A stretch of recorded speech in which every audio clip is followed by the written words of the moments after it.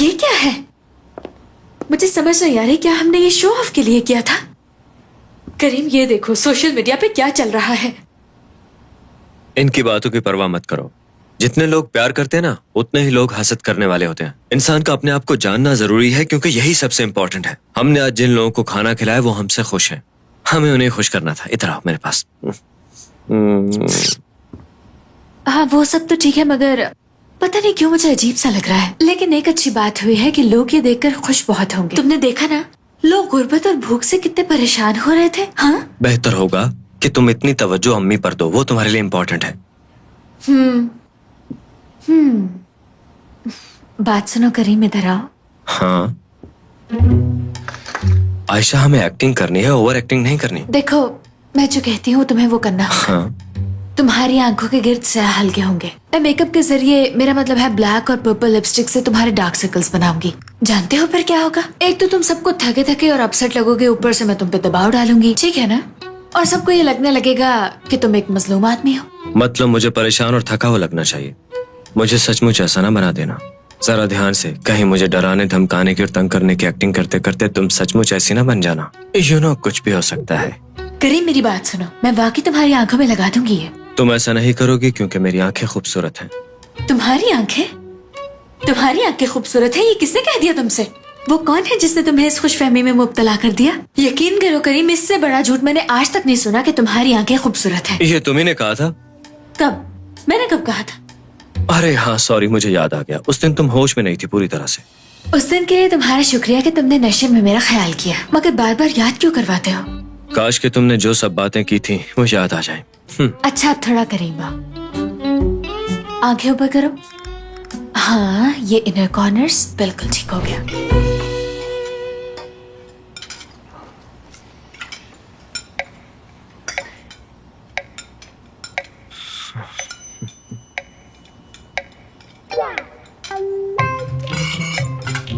करीम बेटा, जानते हो आज मैंने खुद सैलेड बनाया है। मुझे पता है तुम्हें बहुत पसंद है।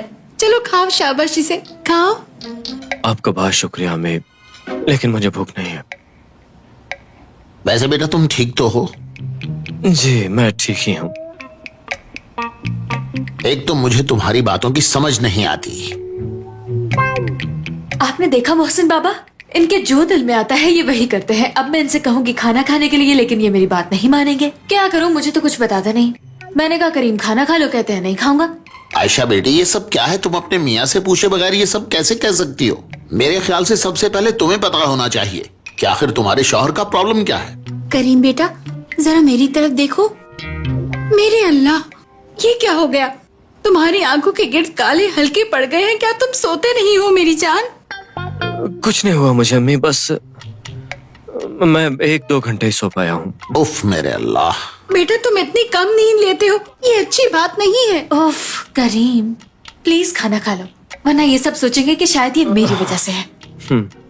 करीम, थोड़ा सलाद लो, शायद ये सब भूख की वजह से हो रहा है। क्या हुआ तुम्हें? तुम तो खाने के बहुत दीवाने हो।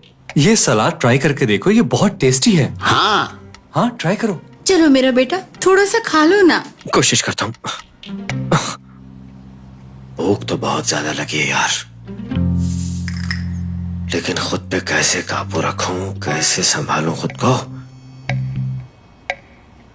कंट्रोल करीम, कंट्रोल। ये तो लगता है मेरे हलक से नहीं उतरेगा। चलो ऐसा करते हैं, हम दोनों इकट्ठे शुरू करते हैं। हाँ चलो बेटा, खाना शुरू करो।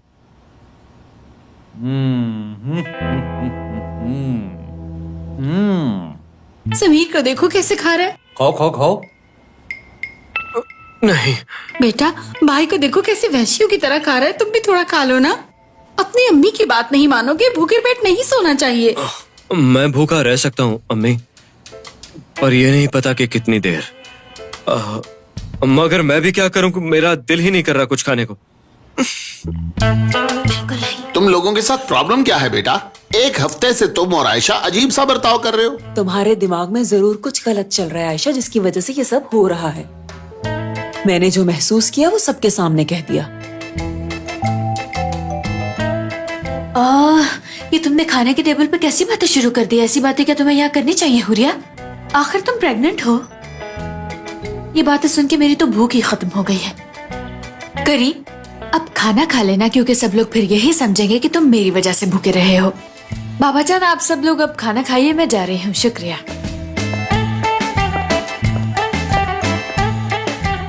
बाबा, इतना कुछ सहने के बावजूद भी कोई बात नहीं, आप लोग खाना खाइए अपना।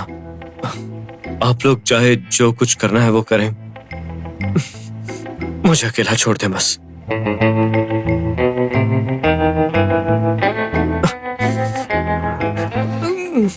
उफ मेरे खुदाया।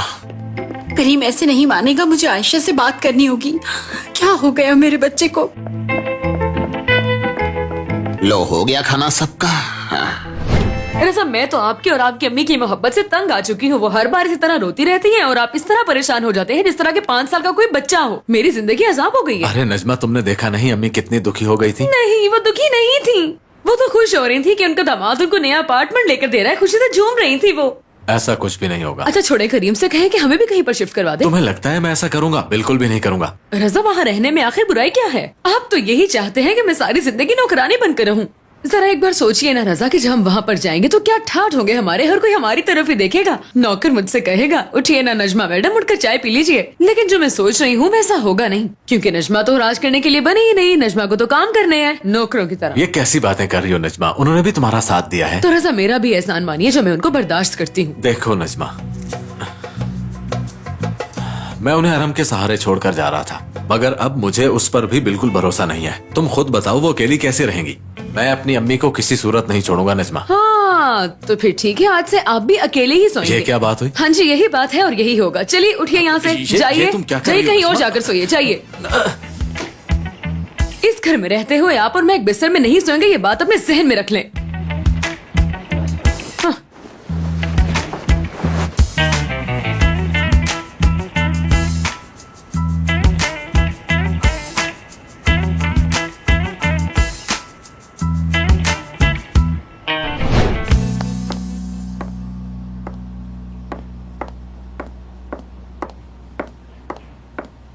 आयशा सुनो, कुछ ज्यादा नहीं हो रहा? आज तक कभी ऐसा नहीं हुआ कि मैं अपने बेटे के लिए कोई चीज बनाऊं और वो ना कर दे। खालदा मैडम, मैं वही कर रही हूँ जो आपने मुझे करने के लिए कहा। अब वो ज्यादा हो गया है तो इसमें मेरा क्या कसूर है? तुमने देखा नहीं, उसकी आंखों के गिर्द स्याह हल्के पड़ गए हैं। तुमसे नफरत करने के बजाय खुद से नफरत करने लग गया है। अगर बीमार पड़ गया तो? आपको लगता है ना कि वो बीमार पड़ जाएगा? मुझे भी ऐसा ही लगता है। अजीब और गरीब हरकतें करने लगा है वो। रात को सोफे पे लेटा होता है, सुबह कुर्सी पे बैठा होता है। सोने जागने और खाने पीने का उसे कोई होश नहीं रहा खालदा मैडम।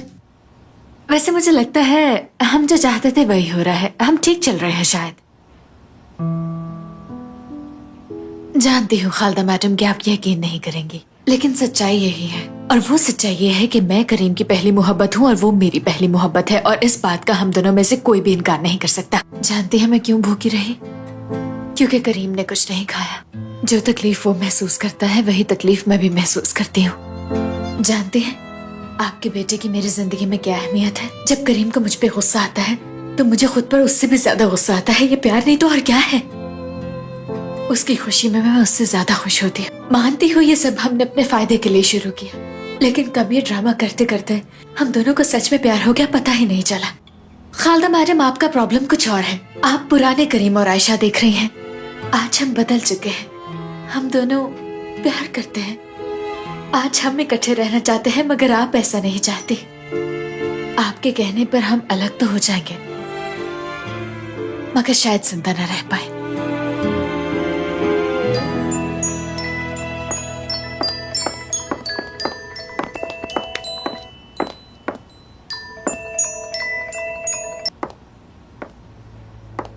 हाँ, कैसी हो निदा बेटी? आ गया इस चुड़ैल का फोन। सारे फसाद की जड़ यही कमीनी है। खालदा आंटी, दरअसल मैं आपकी वजह से बहुत परेशान थी। आप ठीक हैं और वहाँ पे सब ठीक तो है ना? निदा, करीम परेशान है। दूसरे लफ्जों में टूट गया है वो। प्लीज खालदा आंटी घबराइए मत। ये हम करीम के लिए तो कर रहे हैं, और फिर ये सब वक्ती तौर पे तो हो रहा है। आप परेशान ना हो, सब ठीक हो जाएगा। तुम कहती हो तो? मैं ठीक कह रही हूँ खालदा आंटी। आयशा को उसका काम करने दें। करीम के लिए यही बेहतर है। और ये बात तो आप जानती हैं आंटी के कुछ पाने के लिए कुछ खोना भी पड़ता है। ठीक है निदा, हम बाद में तफसील से बात करेंगे। अपना ख्याल रखना। अल्लाह हाफिज। आयशा, मैं सोच रही थी कि जो हो रहा है करीम के लिए यही ठीक है। तुम इसी तरह अपना काम करती रहो। जी ठीक है खालदा मैडम, मुझे अब इजाजत दीजिए।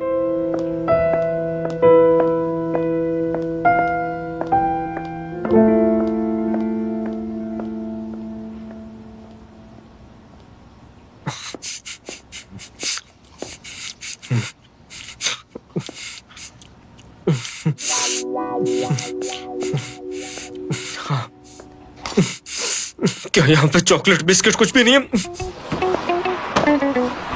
करीम, हाँ? मैं तो डर गई थी, मुझे लगा कि तुम खाना खा लोगे।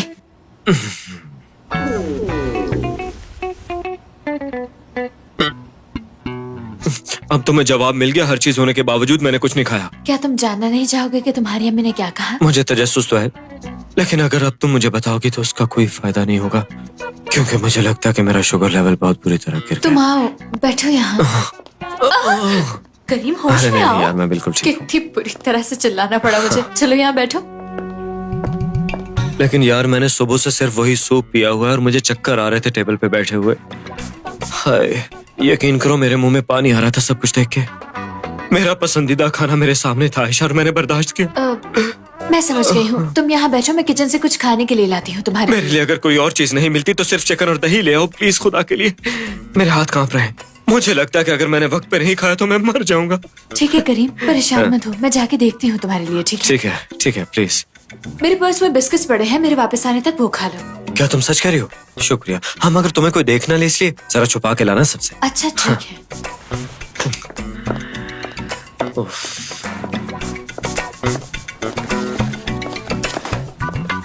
ओह मेरे खुदा, डाइट बिस्किट्स हैं ये भी।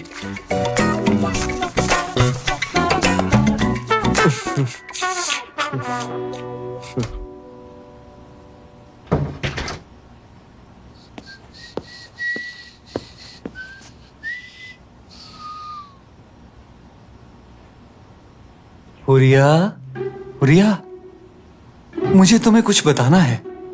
ये क्या बताने लगा है? बिल्कुल भी घबराना मत हुरिया, खुद को पुरसुकून रखना। समीर, बताओ क्या कहना है, क्या बताना चाहते हो तुम? मैं बात तो करना चाह रहा हूँ लेकिन समझ नहीं आ रही कि कैसे शुरू करूँ। मैंने इसे कहा था बच्चे का चेहरा नहीं दिखाऊंगी, शायद इसीलिए ईमानदारी दिखाने लगा है। चलो सुन ही लेती हूँ कि आखिर क्या कहने वाला है ये।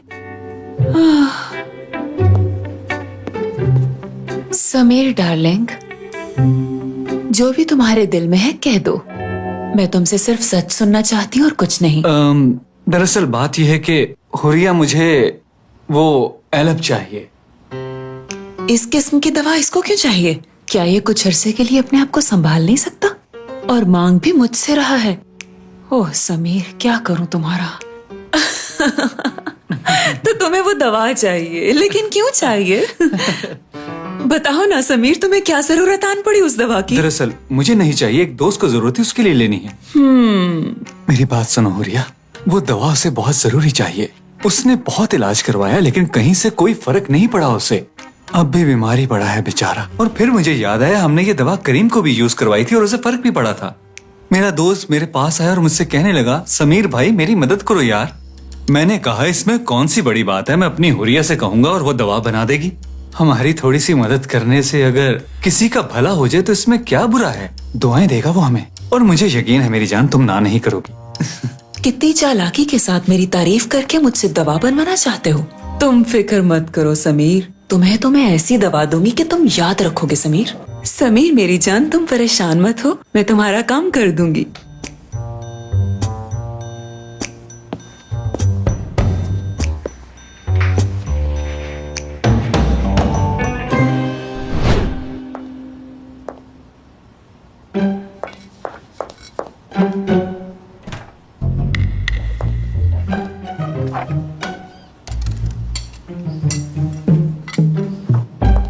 जानान,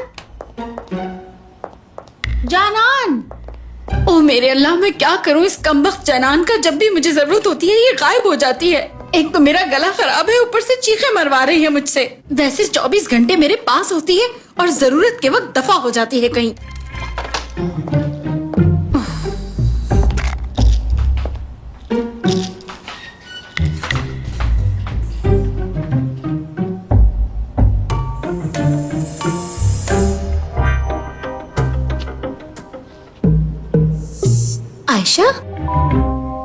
तुम टेबल के नीचे क्यों छुपी हुई हो? बाहर आओ जरा।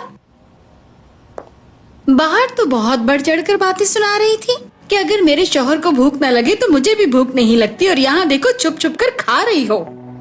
वहाँ अंदर मेरा बेटा भूखा पड़ा हुआ है और तुम हो के यहाँ खाना ठूस रही हो। लड़की, आपने ही तो कहा था ना करीम के साथ बुरा बर्ताव करो, इसलिए मैंने सोचा कि उसके सामने बैठकर खाना खाऊंगी तो उसे और ज्यादा तकलीफ होगी। मैंने बुरा बर्ताव करने के लिए कहा था, जुल्म करने के लिए नहीं कहा था। और फिर तुम्हें तो करीम से सच्चा इश्क है ना, तो इश्क की आग के साथ साथ भूख की आग में भी चलो। चलो जाओ अपने कमरे में। शाबाश।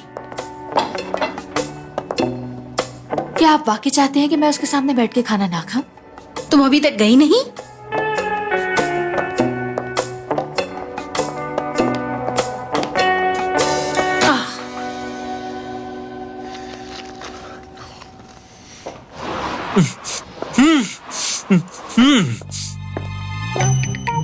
कहाँ है?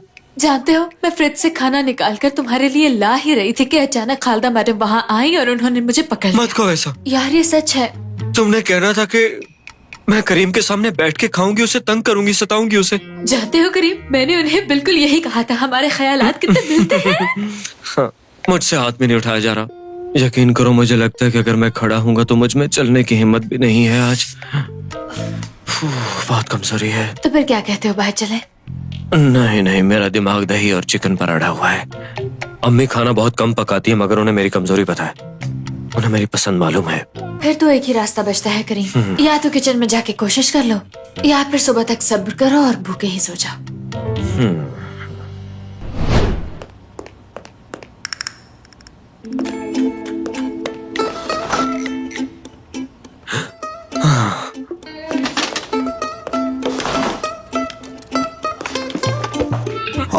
बहुत मुश्किल हो रहा था।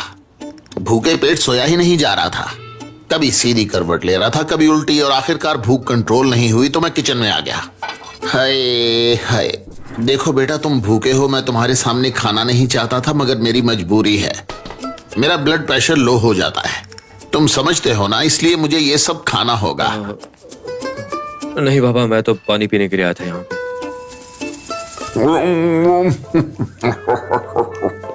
ओ बाबा, आप खाना खा रहे हैं? हाँ हाँ, आ जाओ बेटा तुम भी।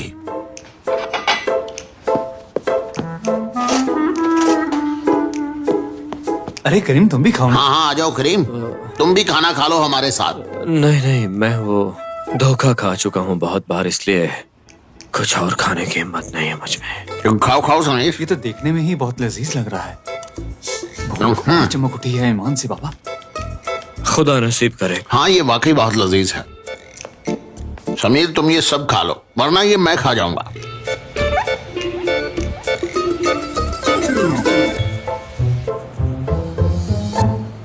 दरअसल बात यह है कि 60% लोग लाइक कर रहे हैं और 40% लोग डिसलाइक कर रहे हैं। बहुत ही फजूल ग्राफ है वैसे। क्या बकवास है वैसे। ये तो किसी ऐसे बंदे ने सोशल मीडिया एनालिसिस किया है जिसको शायद मैथमेटिक्स की अलिफ बे भी नहीं आती। खैर, हम इसको मान लेते हैं। कैमरे पे शूट करने का मतलब ये नहीं है कि हम लोग बढ़ चढ़कर इस चीज का दिखावा करें। मैंने आप सब लोगों से पहले ही कहा था कि लोगों के सामने हमें दिखावा करने की कोई जरूरत नहीं है। मिस आयशा, मैंने सब चेक कर लिया है, ये बॉट अकाउंट्स है। क्या? कौन से अकाउंट्स? बोट, रोबोट, यानी इंसानों के नहीं। कुछ लोग लोगों का काम खराब करने के लिए पैसा इस्तेमाल करते हैं। सर्विस में चाहे जिसे चाहो जिताओ और हराओ। मेरी तो समझ से बाहर है कि लोग ऐसा क्यों कर रहे हैं। मेरे ख्याल से ऐसे कमेंट्स देने नहीं चाहिए। वैसे समझने की कोशिश करो आयशा। कुछ लोग पैसे देकर बैड कमेंट्स लिखवाते हैं और बाद में खुद भी बैड कमेंट्स ही लिखते हैं, और कुछ लोग सोच समझकर अपने जहन का इस्तेमाल करके कमेंट्स लिखते हैं, और उनकी तादाद 60% है, जैसा कि तुम सब जानते हो। हाँ बिल्कुल। कुछ जहनी मरीज इस पर भी पैसा खर्च करते हैं। मत पूछो भाई। एक मिनट, कहीं ये रिफत अंकल का काम तो नहीं? नहीं, वो ऐसा नहीं करेंगे। आप लोग यहीं बैठिए, मैं अभी आता हूं। मैं इसे खोलता हूं। निदा, हाँ बोलो करीम, क्या हुआ? क्या तुम इस कंपनी से अपना रिस्क नहीं कमाती हो? कहना क्या चाहते ये हो? तुम्हारा ही काम है ना। तुमने रोबोट अकाउंट्स वालों को कितने पैसे दिए जरा बताओ मुझे। मैं तुम्हें डबल देता हूँ ताकि तुम तंग ना करो हमारी कंपनी को। क्या कह रहे हो करीम, दिमाग ठीक है तुम्हारा? मैं जानता हूँ कि तुम सब जानती हो। देखो, जैसा भी तुमने मुझसे कहा कि मैं इस कंपनी से रिस्क कमाती हूँ, तो फिर तुम ही बताओ मैं ऐसा क्यों करूंगी। और दूसरी बात कि मैं तुम्हें परेशान नहीं कर सकती। मान लो कि तुम्हारा आइडिया फजूल था जो अब काम नहीं कर रहा, और तुम भी ना जो दिल में आया आकर मुझसे कह दिया। मैं इस कंपनी की वफादार हूँ करीम, और सबसे बढ़कर तुम्हारी दोस्त भी, ठीक है?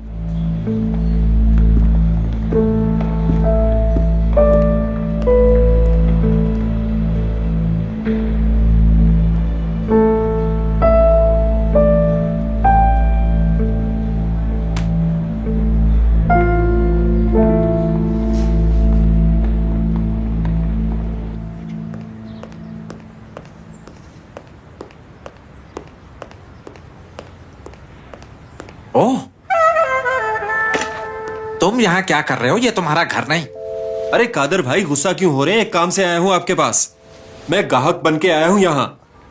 दरअसल मैं आपके पास फर्नीचर लेने आया हूं। अब नया घर है, खूबसूरत और काफी बड़ा, लिहाजा मुझे एक सोफा सेट चाहिए, वो भी बहुत महंगे वाला। एक अच्छा सा डबल बेड, इसके अलावा एक बड़ी सी डाइनिंग टेबल, कुर्सियां और ड्रेसिंग टेबल भी। लेकिन इसमें सबसे अहम जो चीज है वो ये है कि बेड आरामदेह होना चाहिए और बहुत आला होना चाहिए, और मैट्रेस भी आला क्वालिटी का रखिएगा जिस पर लेटकर आरामदेह नींद आए। और हाँ कादिर भाई, ये सारी चीजें आपको उस एड्रेस पर पहुंचानी है जो मैं आपको दूंगा, ठीक है? अरे क्यों नहीं भाई, अगर पैसे हैं तो सब खरीद लो। क्या बात कर रहे हैं आप भी कादिर भाई। अगर मेरे पास पैसे होते तो मैं आपकी दुकान पर थोड़ी आता, आपसे अच्छी दुकान पर जाकर फर्नीचर कैश ले लेता। अरे जाओ जाओ, निकलो यहाँ से। कादिर भाई, आप ऐसा क्यों कर रहे हैं? गारंटी चाहिए तो कंपनी से लाकर दे सकता हूँ आपको। आपकी सोच से बड़ी कंपनी है हमारी। देखो, चले जाओ यहाँ से। अगर तुम्हें सब खरीदना ही है तो जाकर खरीद लो, जाओ। तो ठीक है, अगर आप मुझसे ऐसे बात करेंगे तो मेरा दिल टूट जाएगा। मुझे साबरी का मैसेज आया है। देखिए मेरा दोस्त साबरी क्या कह रहा है। बाबा जान, मुझे अगले हफ्ते छुट्टी मिल रही है। अम्मी और आप मुझे मिस तो बहुत कर रहे होंगे, लिहाजा मेरा दोस्त अरहम जो सामान मांगे उसे दे दीजिएगा, वरना मैं छुट्टी पर कहीं और चला जाऊंगा। अगर आपने उसे सामान ना दिया तो हो सकता है मैं यूक्रेन चला जाऊं। अब फैसला आपके हाथ में है बाबा। बेटे से मिलना चाहते हैं तो जो अरहम कहता है वो करें। बाकी की बातें मैं घर आने के बाद आपसे करूंगा इंशाल्लाह। नहीं दूंगा। और तुम भी ये बात अच्छी तरह जानते हो कि मेरा बेटा बिल्कुल गधा है, गधा। क्या कह रहे हैं कादिर भाई आप? मेरा भाई साबरी तो लाखों में एक है हीरा। तो फिर क्या ख्याल है, आप मुझे फर्नीचर देंगे ना? ले लो, तुम सब ले लो। मेरी जान लेनी है तो वो भी ले लो शैतान। शुक्रिया कादिर भाई। ये देखें, ये रही फर्नीचर की सारी लिस्ट और नीचे एड्रेस भी लिखा है। अब जल्दी से पैक करवाकर इस एड्रेस पर पहुंचा दें। बाकी बातें साबरी के आने पे होंगी। और कादिर भाई, फर्नीचर जरा पायदार भेजिएगा, जलील न करवा दीजिएगा मुझे। और याद रहे, ये आउट ऑफ फैशन चीजें मत भेजिएगा, ठीक है ना? वरना मैं एक पैसा नहीं दूंगा आपको। अच्छा तो अब मैं चलता हूँ।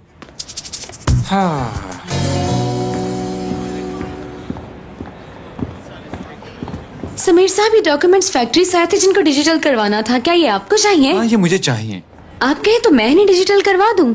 ऐसा करो, जरूरी वाले तुम देख लो, बाकी मैं चेक करके खुद भिजवा दूंगा। अब जाके इन्हें मेरी टेबल पर रख दो और अपना काम करो। जी ठीक है समीर हाँ, ठीक है, साहब। जाओ।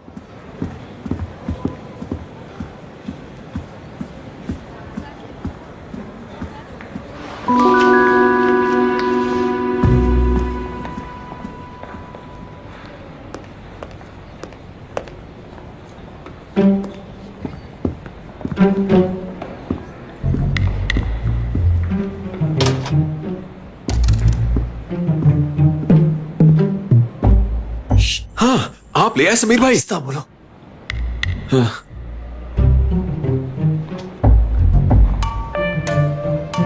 ध्यान से खाना, ये बहुत तेज असर है। क्या वाकई? हाँ।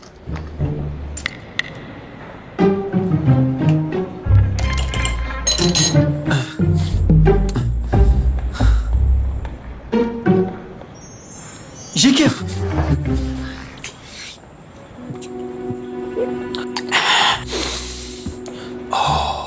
इसी की जरूरत थी मुझे। ठीक है, अब तुम्हारा काम हो जाएगा। शुक्रिया समीर भाई।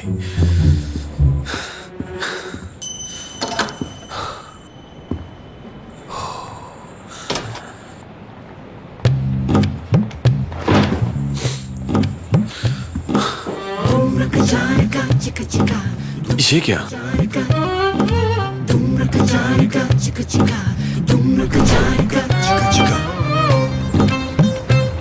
लाओ बहन, बर्तन यहाँ लाओ, सबके लिए ले जा। और चाहिए हो तो बता देना। ये लो बहन, मुझे तुम्हें और देने दो। अपनी बेटियों को मेरा सलाम कहना। Hello Mr Karim and Mrs Karim, क्या हाल है? खुश आमदीद। खुश आमदीद। जी, सूप की खुशबू तो बहुत लजीज है। जी, अगर आपको खुशबू अच्छी लगी है तो हम आपको भी देंगे, लेकिन किसी को फेवर नहीं मिलेगा। सब लाइन में खड़े हो जाए। जी जी, हम जरूर चखेंगे, लेकिन पहले हम इंटरव्यू कर लेंगे, उससे ज्यादा जरूरी है। जी जरूर। और चाहिए होगा तो बताइएगा। आंटी, आपकी तबीयत ठीक तो है ना? वहाँ एक अदील नाम का लड़का खड़ा होगा, वो नजर आ रहा है ना आपको, घुंघराले बालों वाला? उसके पास जाकर अपना नाम लिखवा दे, हमारा डॉक्टर आपको चेक कर लेगा, ठीक है? अल्लाह तुम्हें सलामत रखे बेटी। मैं जो आपको सूप देने जा रही हूँ, ये कौन सूप है? शुक्रिया। दोबारा आइएगा। मिसेस करीम, आपको ये सब करने का आइडिया कहाँ से आया?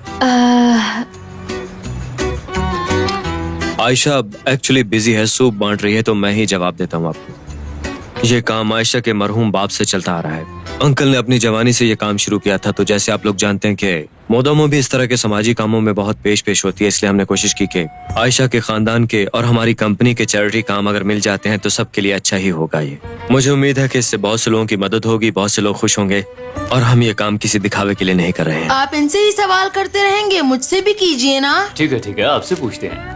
बताइए बेटा, आपको सूप कैसा लगा? सूप तो बहुत मजेदार है इनका, मगर एक बात है, और नहीं देते। देखो हमार, अगर तुम्हें और चाहिए तो मैं तुम्हें एक और बाउल दे देती हूँ। नहीं, इसे बाकी लोगों में बांटे, बच गया तो और ले लूंगा। क्या बात की तुमने, इस बात पे हाथ फेंको। अब तुम ऐसा करो, फुरकान भाई के पास जाके खड़े हो जाओ, मैं तुम्हें आखिर में एक और बाउल दूंगी। मैंने और करीम ने ये फैसला किया है कि हम इस मुहिम को जितनी देर तक हो सका उतनी देर तक चलाएंगे। क्या बात है आयशा, तुम तो छा गई। तो तालियां बजाओ। तो ठीक है मिस्टर और मिसेस करीम, हम आपका और वक्त ज़ाया नहीं करेंगे, हम चलते हैं। जी शुक्रिया, हैव अ नाइस डे। एक और दिन खत्म हुआ, बहुत खूब। करीम, मुझे हमाद नहीं मिल रहा, मैंने एक बाउल उसके लिए अलहदा रखा था, क्या तुमने देखा उसे? नहीं, मैंने नहीं देखा। जरूर वो बच्चा ले गया होगा। वो काफी शैतान है, मुझे लगता है कि वो उठा के अपने घर चला गया होगा। मुझे खुशी हुई तुम्हें यहाँ देखकर। जब मुझे फिजा ने कॉल की तो मैं यहाँ आ गई, क्योंकि कुछ करने के लिए था ही नहीं। मेरी बात सुनो, मुझे तुम्हें कुछ बताना है, क्यों ना हम कहीं और चलें? अभी जाना है? अरे भाई, हम दोनों जवान हैं, क्यों ना कहीं घूम फिर आए, क्या कहती हो तुम? नहीं, मैं यहाँ काम करने आई हूँ। फुरकान साहब, मेरी बात सुनेगा प्लीज। तुम क्या कर रहे हो भाई, क्या था वो? मेरा क्या कसूर है भाई, यहाँ हर तरफ लड़कियां हैं। ये जगह लड़कियों से भरी है, तो तुम्हें क्या क्या कह रहे हो, पागल हो क्या? हाँ, मगर भाई देखो ना कितना अच्छा माहौल फुरकान, है। हम यहाँ पे सूप बांटने आए हैं, तुम्हें एहसास नहीं इस बात का? क्या तुम आज उकाशा के पास नहीं गए? क्या तुम्हें उससे मोहब्बत नहीं रही? तुम भूल गए हो क्या सब कुछ? उकाशा को मुझ पर यकीन नहीं है। मैं जब भी जाता हूँ वो जानबूझकर मसरूफ हो जाती है और मैं वापस आ जाता हूँ। ऐसा मत कहो, हम दोनों के हालात एक से हैं। आयशा शुरू में ऐसी थी, मगर देखो अब हर चीज ठीक हो गई, हम नॉर्मल कपल हैं। देखो ना, अब हम एक दूसरे के साथ हैं। देखो भाई, हाँ, क्या ये सही है? ब्रो, मैं तुम पे तनकीद नहीं करना चाहता, लेकिन तुम कंट्रोल से बाहर हो रहे हो। बेहतर होगा कि तुम घर चले जाओ, आसपास कहीं मत देखो, बल्कि सड़क की तरफ देखते हुए निकल जाओ। ठंडे पानी से नहाना और फोन को बंद कर देना, ठीक है ना? ठीक है भाई, कल मिलते ओके हैं। भाई।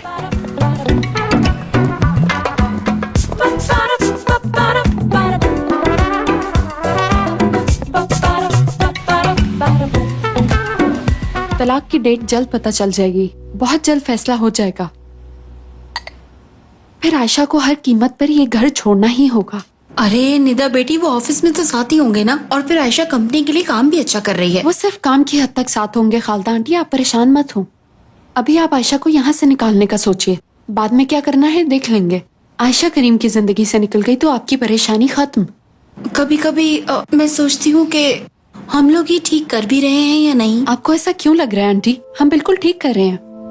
देखो निदा, करीम आयशा से सच्चा प्यार करता है, उसके लिए उसकी आंखों के गिर्द काले हल्के भी पड़ गए हैं। वो आयशा के लिए मर रहा है, मुझे नहीं लगता कि वो उससे रिश्ता खत्म करने के लिए राजी होगा। खालदा आंटी, मेरी बात सुनिए। आयशा मक्कार है, उसने करीम को अपने झूठे प्यार के जाल में फंसा रखा है।